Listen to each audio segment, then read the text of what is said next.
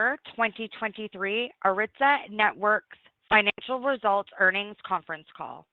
During the call, all participants will be in a listen-only mode.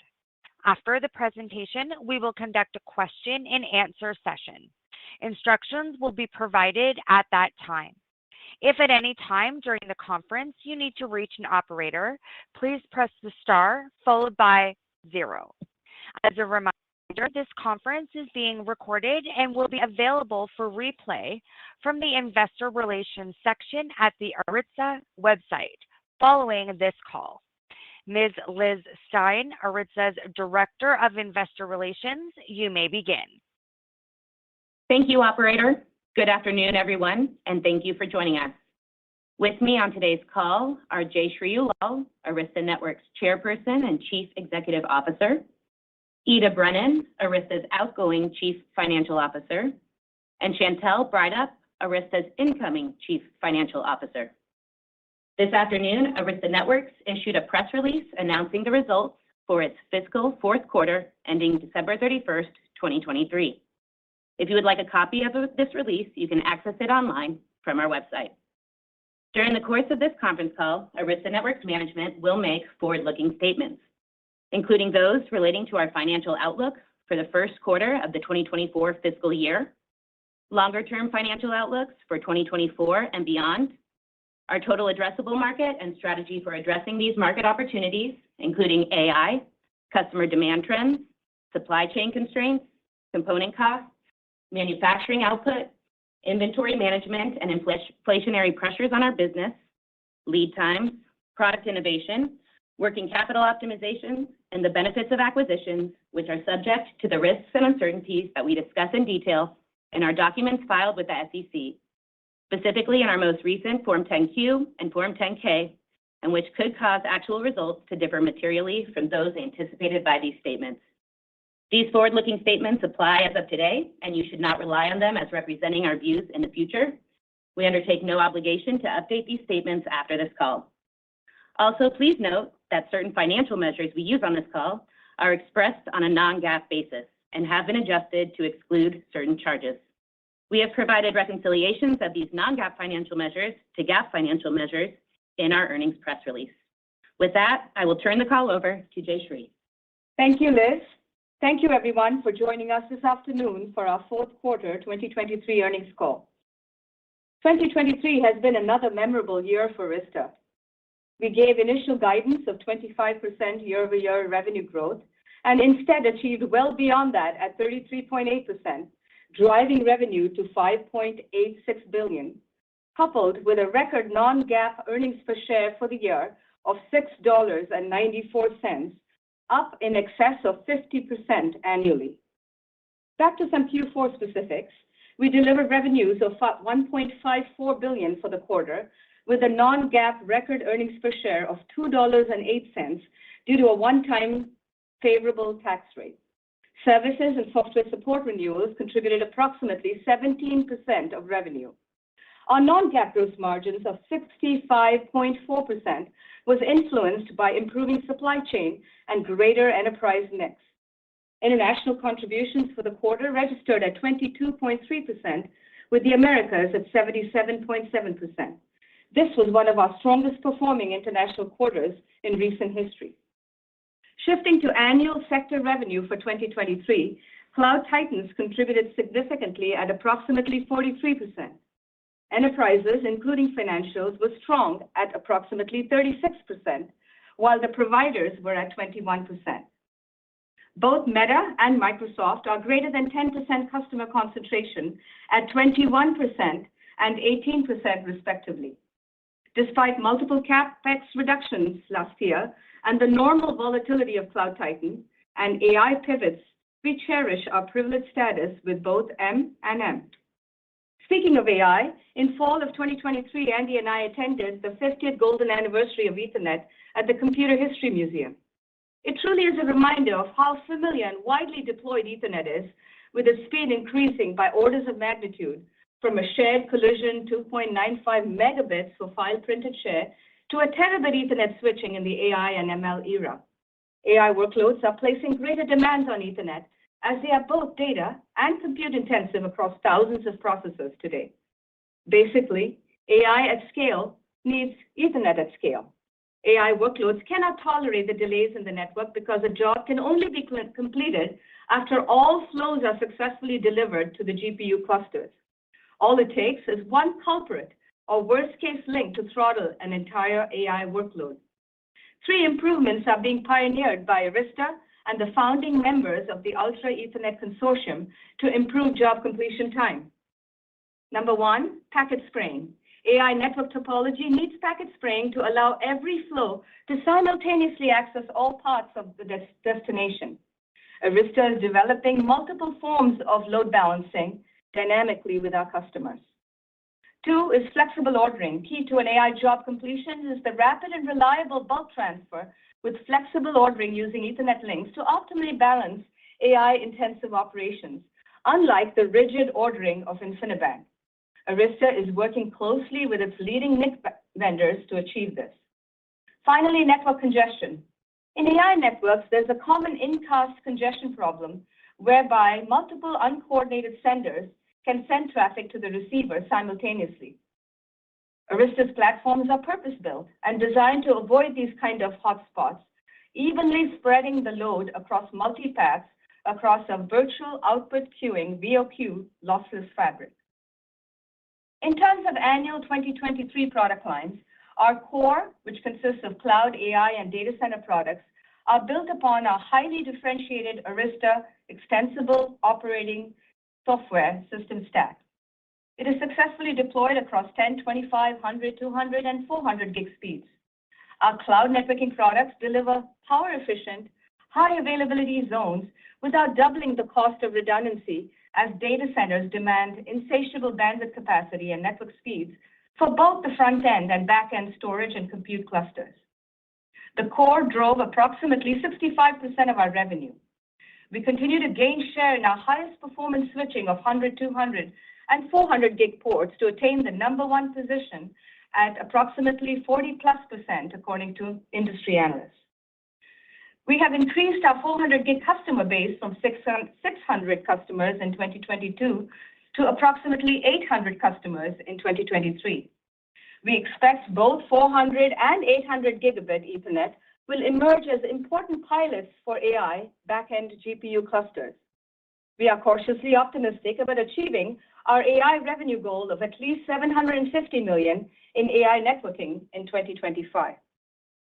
Our second market is network adjacencies comprised of routing, replacing routers, and our cognitive campus workspaces. We continue to make progress in campus, aiming for the $750 million revenue by 2025 that we have shared at many analyst days. Our investments in cognitive wired and wireless, zero-touch provisioning, and the introduction of Agni, Arista Guardian for Network Identities, as well as AVA sensors for threat mitigation, is resonating well with our campus customers. The post-pandemic campus is seeking network as a service overlays and zero-trust network embedded in with high availability, observability, and consistency across our OS and management domains. We are also successfully deployed in many routing edge and peering use cases. Just in 2023 alone, we introduced 6 EOS software releases across 600 new features and 50 platforms. In fall of 2023, we introduced our WAN routing system with a focus on scale, encryption, and WAN transit routing capabilities. It has positioned us well, giving our customers a seamless enterprise LAN and WAN portfolio. The campus and routing adjacencies together contribute approximately 19% of revenue. Our third category is network software and services based on subscription models such as Arista A-Care, CloudVision, DANZ Monitoring Fabric or DMF Observability, and advanced threat sensors for network detection and response. Arista's subscription-based network services and software contributed approximately 16% of the total revenue. We surpassed 2,400 cumulative customers with CloudVision, pivotal to building a modern operating model for the enterprise. Please note that perpetual software licenses are not included here and are counted inside the core or adjacent markets. While 2023's headline has been mostly about AI, we are pleased with the momentum of enterprise and provider customers as well. Arista continues to diversify its business globally with multiple use cases and verticals.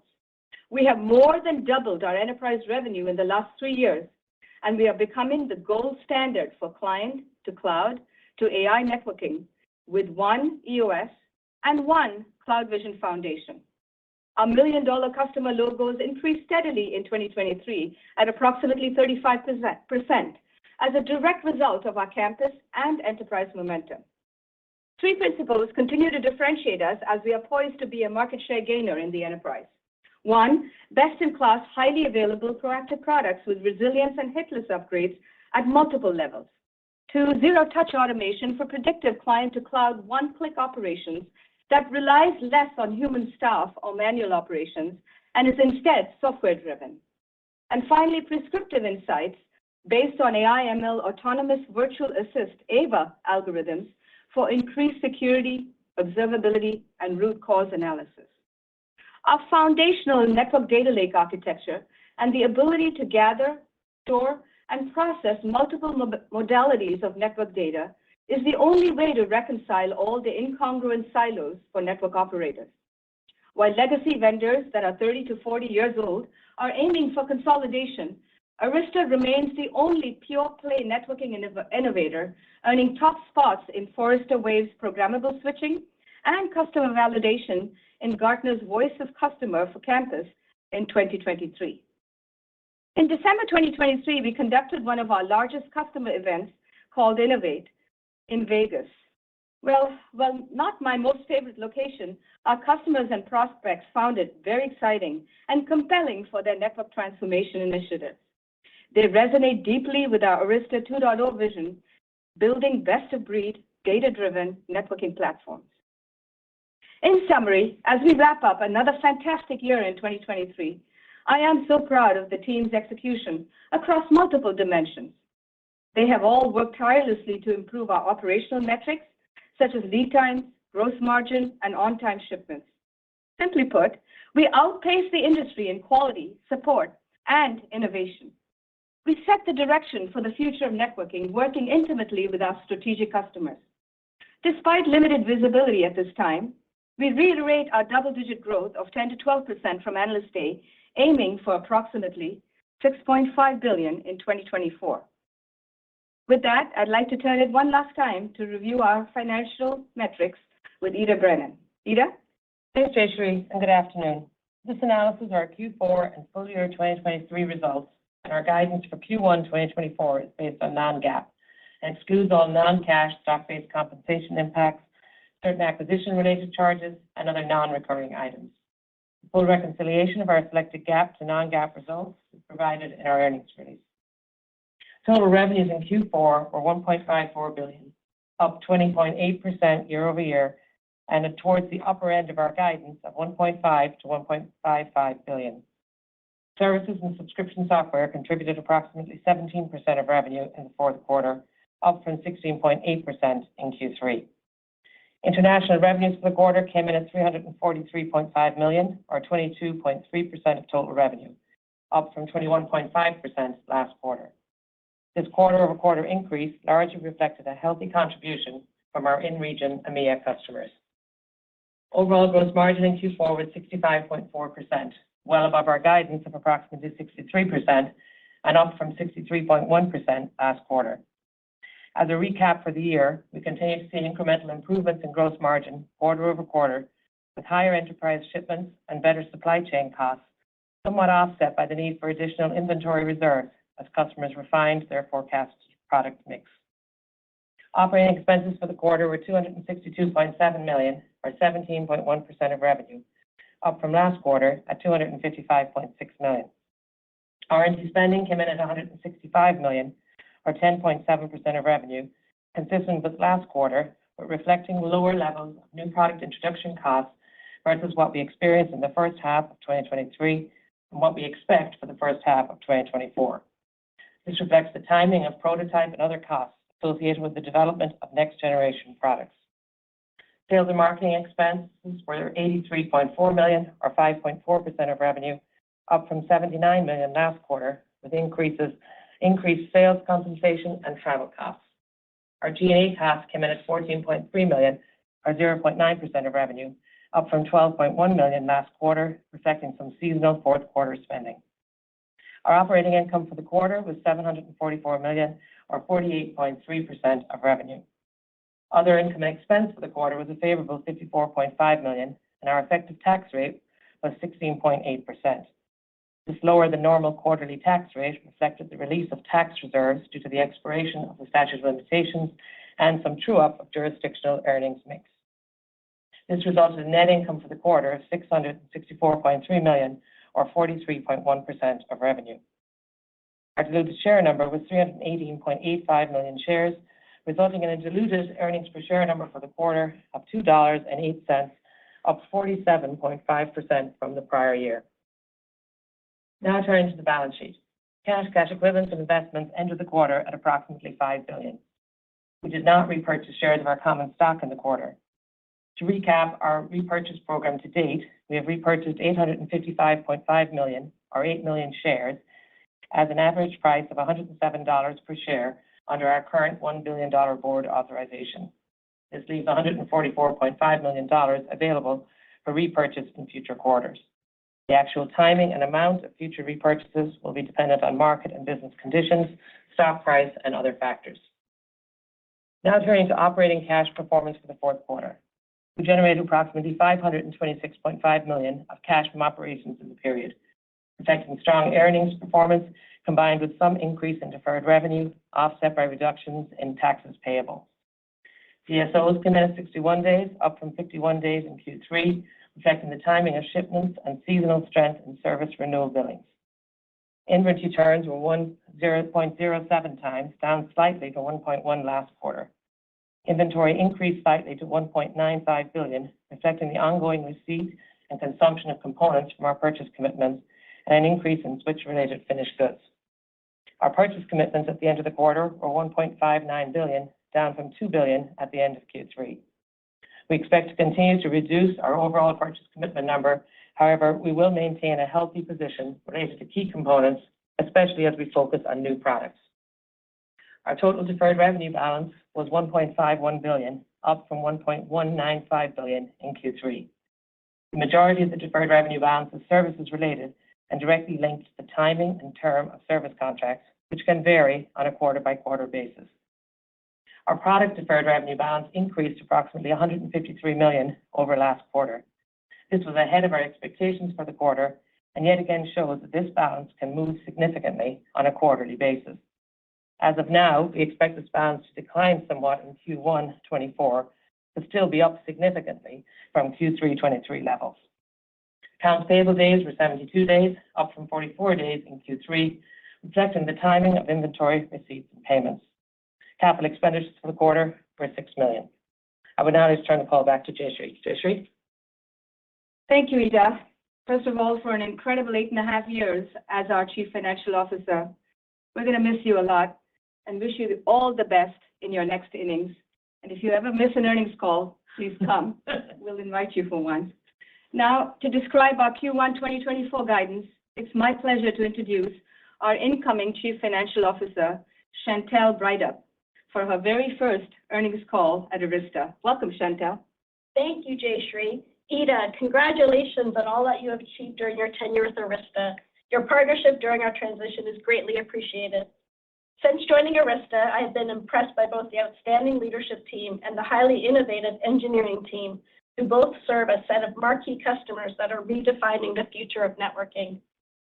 Arista began shipping products in 2008, and in 15 years, the annual bandwidth of the data centers has grown 350-fold. In just the past 2 years, the annual bandwidth has doubled, with Arista shipping a cumulative 75 million ports in that time frame. Our acceleration in the data center switching market in recent quarters is evidenced by our market share gains in the 20+% range in both ports and dollars. I am thrilled to be joining Arista at such an exciting time. Now, turning to our outlook for the first quarter of 2024 and the remainder of the fiscal year. We remain confident with our analyst debut, which called for fiscal year 2024 revenue growth of 10 to 12%. This reflects our outlook for moderated cloud spending after multiple years of accelerated growth, combined with a continued growth trajectory in the enterprise business. For gross margin, we reiterate the range for the fiscal year of 62 to 64%, with Q1 '24 expected to be at the lower end due to a heavier cloud mix, including some expected release of deferred revenue. In terms of spending, we expect to invest in gross spending faster than revenue, in line with our Analyst Day view, with an operating margin of approximately 42% in 2024. This incremental investment may include go-to-market resourcing and increased new product introduction costs to support our product roadmap. This latter trend is already evident in Q1 '24, as R&D is expected to rebound from the unusually low levels in the second half of 2023. On the cash front, we will continue to work to reduce our working capital investments and drive some further reduction in inventory as we move through the year.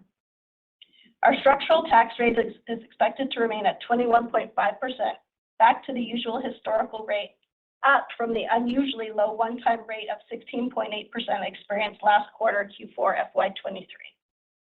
With all of this as a backdrop, our guidance for the first quarter, which is based on our non-GAAP results and excludes any non-cash stock-based compensation impacts and other non-recurring items, is as follows: revenues of approximately $1.52 to $1.56 billion, gross margin of approximately 62%, and operating margin at approximately 42%. Our effective tax rate is expected to be approximately 21.5%, with approximately 319.5 million diluted shares. In summary, I am excited to lead Arista 2.0 journey as CFO. We will migrate our best-of-breed products to best-of-breed data-driven platforms, enabling our impressive TAM of $60 billion. With that, I now turn the call back to Liz for Q&A. Liz? Thank you, Chantelle. We will now move to the Q&A portion of the Arista earnings call. To allow for greater participation, I'd like to request that everyone please limit themselves to a single question. Thank you for your understanding. Operator, take it away. Thank you. We will now begin the question and answer portion of the Arista earnings call. In order to ask a question during this time, simply press star, then the number 1 on your telephone keypad. If you would like to withdraw your question, press the star and the number 1 again. We ask that you pick up your handset before asking questions in order to ensure optimal quality.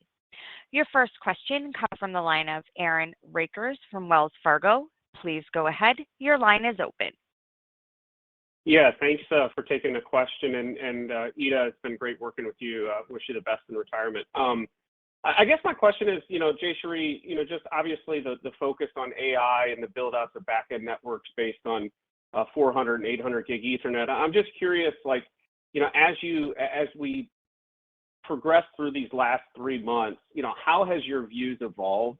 And just remind us of the cadence of kind of product cycles that really set the table for Arista and this AI opportunity as we move through 24 and particularly into 25. Thank you. Thank you, Aaron. And yes, we will all miss Ita. So our AI performance continues to track well for the $750 million revenue goal that we set last November at Analyst Day. To give you some color on the last 3 months, I would say difficult to project anything in 3 months, but if I look at the last year, which may be last 12 months is a better indication, we have participated in a large number of AI bids. And when I say large, I should say they're large AI bids, but they're a small number of customers, actually, to be more clear. And in the last 4 out of 5 AI networking clusters we have participated on Ethernet versus InfiniBand, Arista has won all 4 of them for Ethernet. One of them still stays on InfiniBand. So these are very high-profile customers. We are pleased with this progress.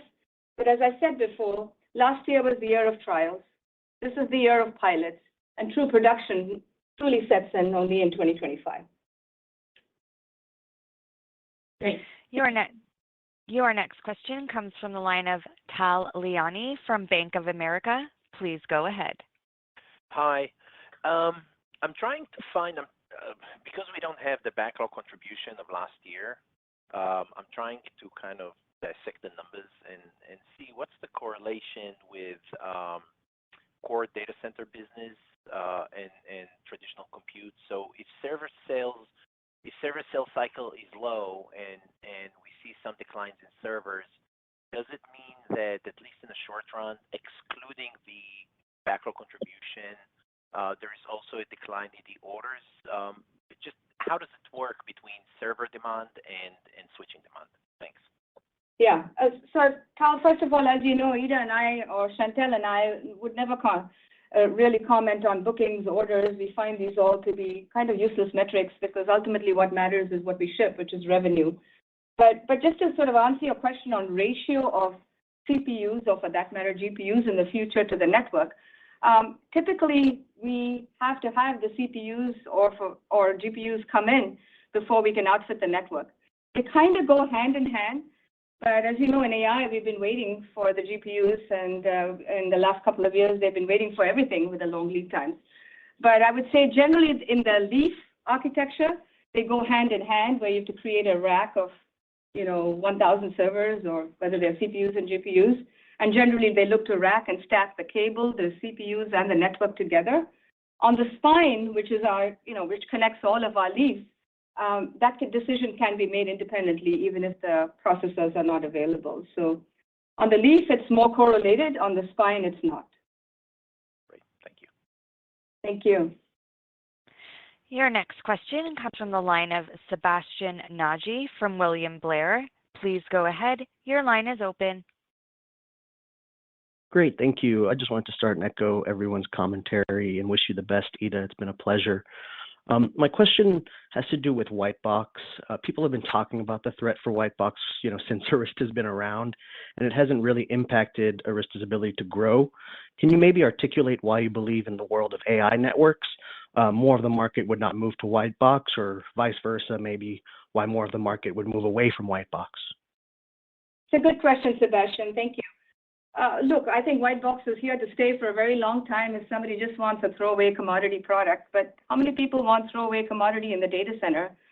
They're so mission critical, and they're even more mission critical for AI. If I'm going to spend, multi-million dollars on a GPU cluster, then the last thing I'm going to do is put a toy network in, right?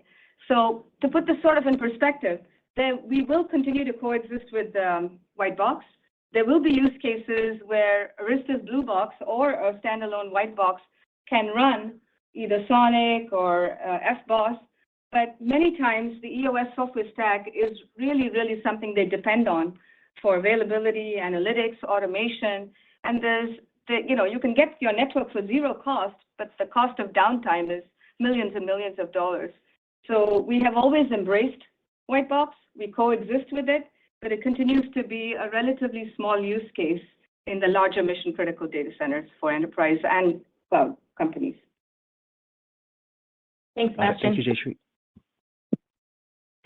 Your next question comes from the line of Matt Niknam from Deutsche Bank. Please go ahead. Your line is open. Hey, thanks so much for taking the question. Maybe a higher level strategy question.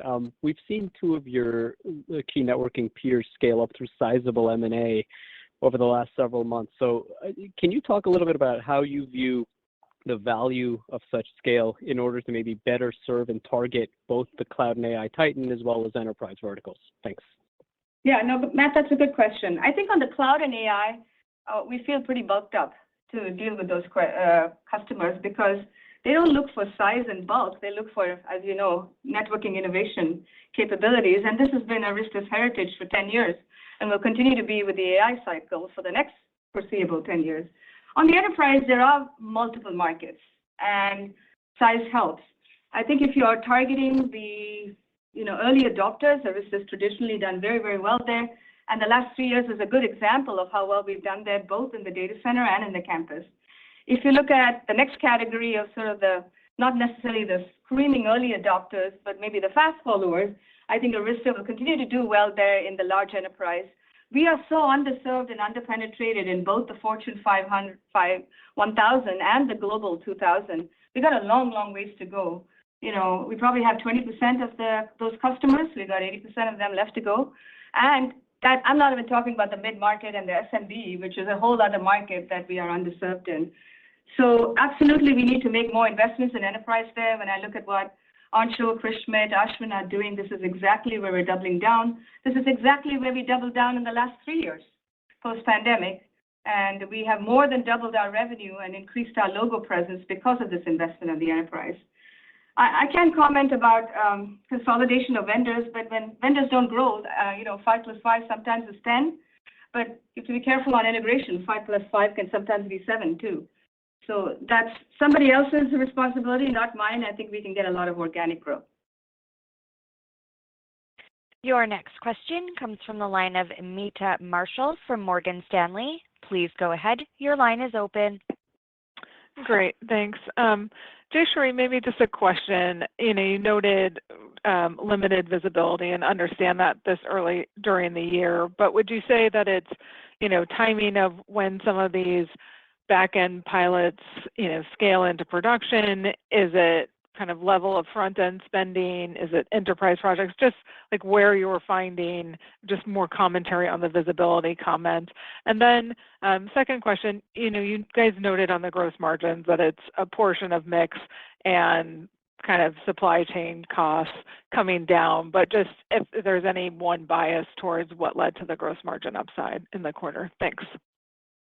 Yeah, Meta, maybe I'll take that last one first. I mean, a lot of the upside in the fourth quarter was really just customer mix, right? I mean, we were weighted heavily towards enterprise in Q4, not for any particular reason. It just happened to be that way, and that kind of drove the margins higher.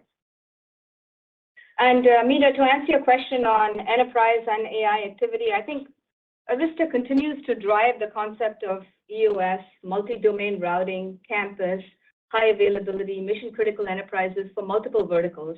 We're making good progress there, and this is going to be the heart of our mainstream innovation and go-to-market. On the AI side, we continue to track well. I think we're moving from what I call trials, which is connecting hundreds of GPUs, to pilots, which is connecting thousands of GPUs this year. And then we expect larger production clusters. I think one of the questions that we will be asking ourselves and our customers is how these production clusters evolve. Is it going to be 400, 800, or a combination thereof? The role of Ultra Ethernet Consortium and standards and the ecosystem all coming together, very similar to how we had these discussions in 400 gig, will also play a large part. But we're feeling pretty good about the activity, and I think moving from trials to pilots this year will give us considerable confidence on next year's number. Great, thanks. Thank you. Your next question comes from the line of James Fish from Piper Sandler. Please go ahead. Your line is open. Hey, thanks for the question. Maybe Ita for you, and I'll miss having you on here, by the way. Congrats on retirement. But what's causing the delay being able to ship that we saw that product deferred revenue jump as much as we did? Or should we think about this as normal to see this level of jump in Q4s as based on what you've disclosed in the past? It doesn't seem like this is a normal jump. I guess what's the hang up? And with supply chains starting to go the other way and supply more readily available, could we actually see the price increases you guys have enacted in the past now have to be given back at some point in 24, 25?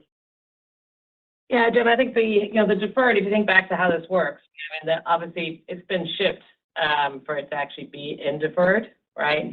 So I think that's, it's just timing. I mean, we've talked about this lots over the past. I'm sure Chantal's going to talk about it again in the future, right? Is that it really is just purely timing of shipments and, where we have some new type projects, new capability that we're trialing with a customer, that's causing it to get caught in the deferred. But it's not, it's not a fundamental underlying driver of the business. I think on pricing, and there's very little that's happening in terms of pricing adjustments. That's kind of out of the ordinary. It's just normal pricing environment where we continue to, compete for business. I don't think there's anything particularly different there that we've seen. Thanks. Your next question comes from the line of Ittai Kidron from Oppenheimer. Please go ahead. Your line is open. Thanks, and congrats to you as well, Ita. I'll miss you. And Chantal, good luck, of course, to you in your new role. I have a couple ones for me. First of all, on the cloud mix, it kind of declined a little bit on the year. Maybe you can tell us what are your underlying working assumptions for 24, and then more broadly on the 24 guide. Chantal, Ita, it feels light. you're talking about $600 million increase year over year in revenue. It feels like half of it can already come from the AI networking, giving your 25 targets, and you seem very comfortable about your 25 targets. I would think your 24 should be comfortable as well. So why, if I assume that $200-300 million come from AI networking this year, why should the rest of the business generate only $300 million to get to your annual targets? Why such a aggressive conservatism here on the guide? Okay, Itai, let me take the first question, and then I'll pass it over to Itai and Shanta for what you call conservatism. First of all, our cloud mix is very strong, very good. But I think what you should take away from this is not that our cloud mix came down, but our enterprise did really, really well. And since 100% is the total pie, when something does really well, then the others look less so. So we're doing well on all three sectors, and we're very proud of the enterprise momentum. AI is going to come. It is yet to come. And certainly in 2023, as I've said to you many, many times, it was a very small part of our number, but it will gradually increase. Okay, which one of my fantastic CFOs wants to take the conservatism question? I'll start my call with that. Thanks, Itai. Nice to meet you. Thank you for the well wishes. I think coming into 2024, it's a balanced view in the sense of we want to have multiple options to get to our year, and so we'll work through what those mixes are and how to get to that performance that we've laid out for our guidance. I think that, Jayshree very eloquently put in the sense of 23, 24, 25 on what we expect from AI, going from trials to pilots to production. And so we'll work through what that means in 2024, but I think to change anything in Q1 at this time, we're just going to go a quarter at the time, especially with me coming in, and we'll see how the year progresses. Very good. Good luck. Thank you. Thank you. Your next question comes from the line of Alex Henderson from Needham & Company. Please go ahead. Your line is open. Ita, I can't believe you're leaving us. I'm going to miss you. So go ahead. No, she said she will miss you. I'm sorry. Go ahead. No, go ahead, Alex. Take your question. Yep. So the question I have really is, what are you hearing from the field, particularly in the enterprise segment? There's been a lot of noise about indigestion of large amounts of volume that have been shipped to various companies. Clearly, there's some concern that there's some oversupply over the last year into the enterprise market. And I think you've talked to a lot of CEOs. What are they telling you in terms of where their IT spending intentions are for 24? Where are they saying the spending is going relative to the networking gear versus alternative spending priorities? Thanks.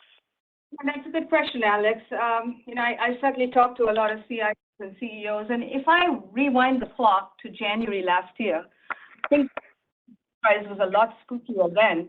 We were going through this whole financial crisis, Silicon Valley Bank, this, that, the other. And if I now fast forward to a year later, our momentum in the enterprise is actually stronger now than it was a year ago. So all this to say, I think customers are looking for that innovation, modern network model, CI/CD principles, bringing DevOps, NetOps, SecOps, all of this together. And so Arista continues, in my view, with the large TAM we have in the enterprise of at least $30 billion out of that 60, to have the opportunity to really deliver that vision of client to cloud, break down the operational silos. And I would say today the CIOs recognize us as the pure play innovator more than any other company. Great. Thank you. Thanks, Alex. Your next question comes from the line of Atif Malik from Citi. Please go ahead. Your line is open. Thank you for taking my question. Jayshree, thanks for providing that comment on the 4 wins against InfiniBand. Now, your networking competitor announced a collaboration with NVIDIA on Ethernet AI enterprise solutions last week. Can you talk about what this means for your Ethernet backend business, if anything? I don't understand the announcement as well as probably my competitor does. I think it has more to do with UCS and Cisco validated designs. Specific to our partnership, you can be assured that we'll be working with the leading GPU vendors. And as you know, NVIDIA has 90 or 95% of the market. So Jensen and I are going to partner closely. It is vital to get a complete AI, network design going. We will also be working with our partners in AMD and Intel. So we will be the Switzerland of XPUs, whatever the GPU might be, and we look to supply the best network ever. Thank you. Your next question comes from the line of Tim Long from Barclays. Please go ahead. Your line is open. Thank you. Yeah, Ita, going to miss you as well. Good luck. So wanted to follow up a little bit more on that AI, Jayshree. You talked about those wins. Could you just talk a little bit about a little bit more color there? Do you think these deployments are going to be more sole sourced, or will there be multiple vendors? Did you face kind of a different competitive landscape than normal in these? And what are you thinking about breadth of this business? I'm sure it's a lot of the really large customers, as you said right now, but can you talk a little bit about how you see this moving into whether it's other service providers or the enterprise vertical? Thank you. Yeah, thanks, Tim. Okay, so let me just step back and say the first real, consultative approach from Arista is to provide our expertise on how to build a robust backend AI network. And so the whole discussion of Ethernet versus InfiniBand becomes really important because if you may recall, a year ago I told you we were outside looking in. Everybody had an Ethernet, everybody had an InfiniBand HPC cluster that was kind of getting bundled into AI. But a lot has changed in a year, and the popular product we are seeing right now as the backend cluster for our AI is the Arista 7800 AI spine, which in a single chassis with north of 500 terabit of capacity can give you a substantial number of ports, 400 or 800. So you can connect up to 1,000 GPUs just doing that. And that kind of data parallel scale out can improve the training time dimensions, large LLMs, massive integration of training data. And of course, as we shared with you at the Analyst Day, we can expand that to a 2-tier AI leaf and spine with a 16-way CMP to support close to 10,000 GPUs non-blocking. This lossless architecture for Ethernet, and then the overlay we will have on that with the Ultra Ethernet Consortium in terms of congestion controls, packet spraying, and working with a suite of UEC NICs, is what I think will make Ethernet the default standard for AI networking going forward. Now, will it be sole source? Gosh, I would be remiss if I didn't tell you that our cloud networking isn't sole sourced, so probably our AI won't be too. But today's models are moving very rapidly, relying on a high bandwidth, predictable latency. The focus on application performance requires you to be sole sourced initially. And over time, I'm sure it'll move to multiple sources, but I think Arista is very well positioned for the first innings of AI networking, just like we were for the cloud networking decade. And one other thing I want to say is, although a lot of these customers are doing AI pivots, these AI pivots will result in revisiting the front-end cloud network too. So sort of this AI anatomy is being really well understood. And if you take a deep look at the centerpiece of it, which is all the GPUs, they have to connect to something very reliable, and this is really where we come in. And so this, being actively involved is going to pay a lot of dividends, but we're still very much in our first innings of AI. Great. Thank you. Thanks, Tim. Your next question comes from the line of Ben Reitzes from Melius Research.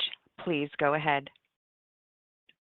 Hey, thanks for the question. And obviously, Ita, it's been great working with you. Thanks for all you've done for us. I wanted to ask about your guidance and the conservatism from another lens here.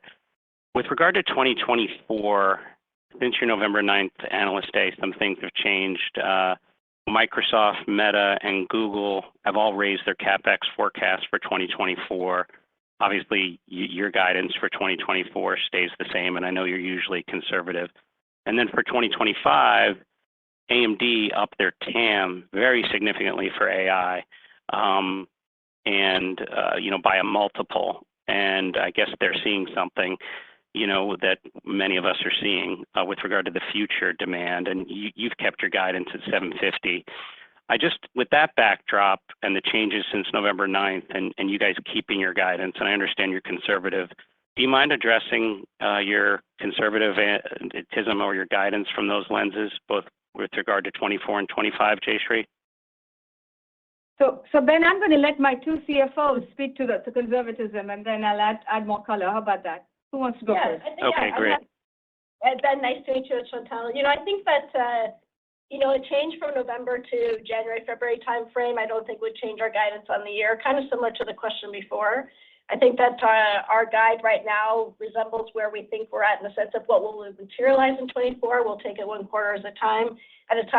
The reflections of the changes you're mentioning, the timing of that, we have to wait and see. There's no guarantee that's within our 12-month guidance time frame, and we'll watch and wait and see. But Jayshree? Yeah, I think that says it all. I mean, all the drivers that you mentioned are great drivers. It's the timing of everything that's always complex, right? So we'll take it a quarter at a time and see kind of how things play out.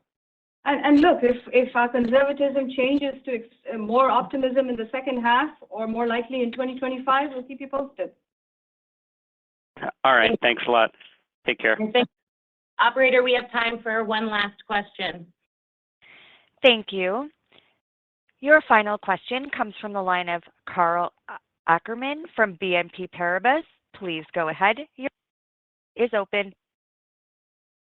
Yes, thank you for squeezing me in, and good evening from Paris. So there have been several companies with the optical supply chain that indicate the market for 800 gig and early deployments of 1.6T ports will begin to inflect later this year for actually front-end networks.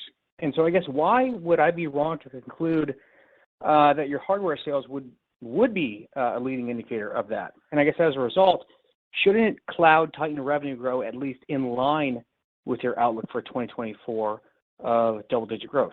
Thank you. Yeah, thank you, Karl. Again, history is a good indicator of future. And if you look at our 400 gig, everybody asked me the same question. They said, how come 400 gig isn't taking off in 2019 or 20? And it turned out it took our ecosystem several years, and of course the pandemic didn't help, whether it was optics or NICs or the whole entire thing to come together. And I don't doubt we will have trials for 800 gig this year, but I think real production 800 gig will happen in 2025. I'd like to be proven wrong, and maybe it'll come in sooner, in which case, like I said, we'll let you know. But at the moment, this is our best case prediction. Thanks, Karl. This concludes the Arista Networks fourth quarter 2023 earnings call. We have posted a presentation which provides additional information on our results, which you can access on the Investors section of our website. Thank you for joining us today, and thank you for your interest in Arista.